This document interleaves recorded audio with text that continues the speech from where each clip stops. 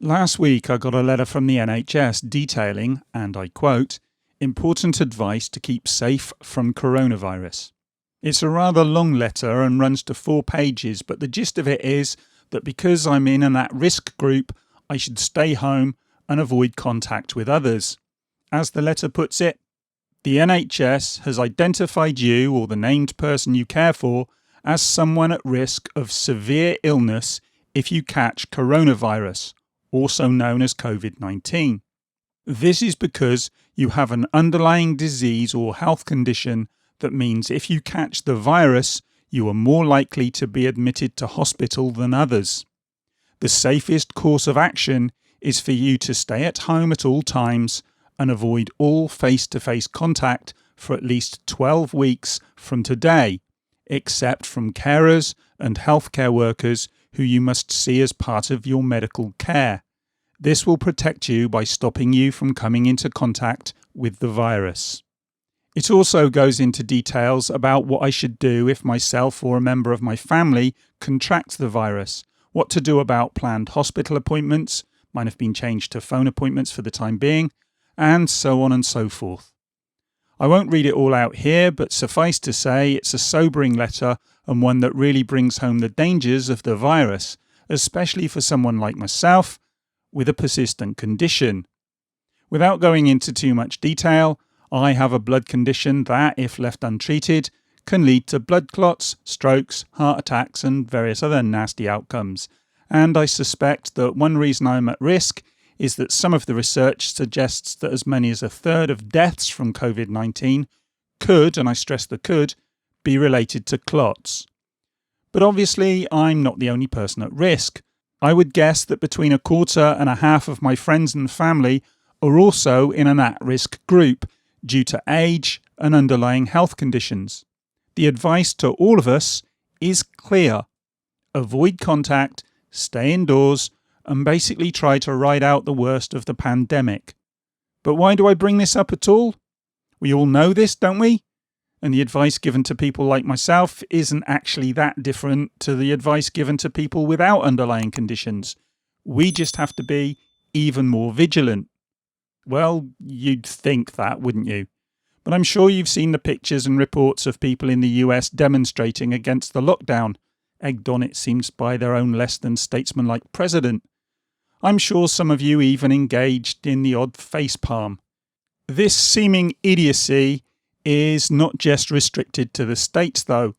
Last week I started to see flyers on the internet encouraging people to attend mass gatherings in Hyde Park in London and Victoria Park in Bristol, as well as other places, and they were to be on Saturday the 16th of May.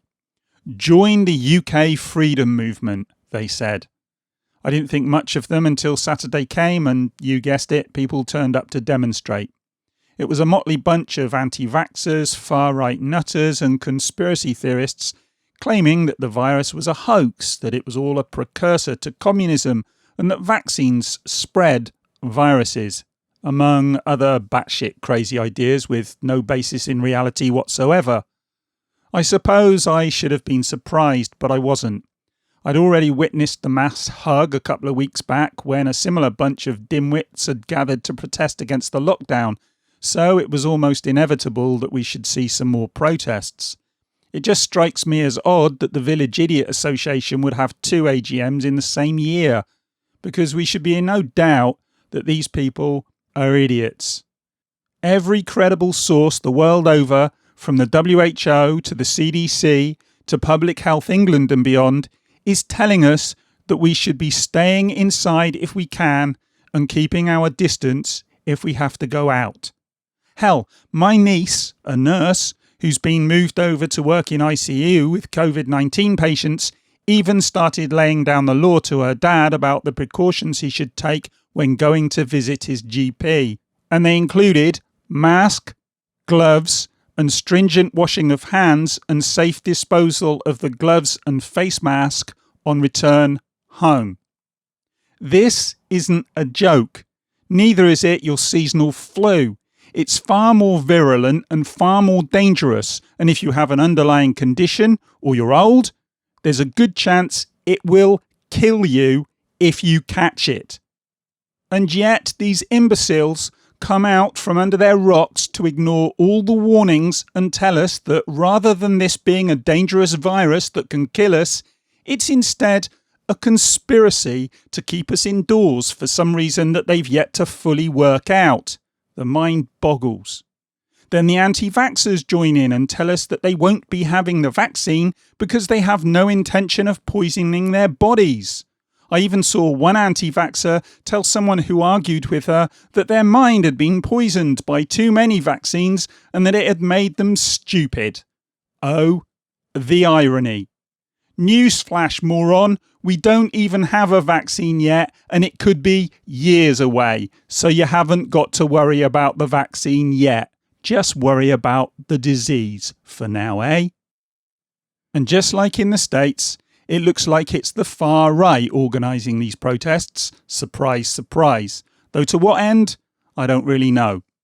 Maybe someone just wants to see how many stupid people they can kill. Reports in some papers suggest that the UK Freedom Movement, a far-right organisation started by someone called Jada Franson and with links to Britain First, had produced the flyers and organised the demonstrations.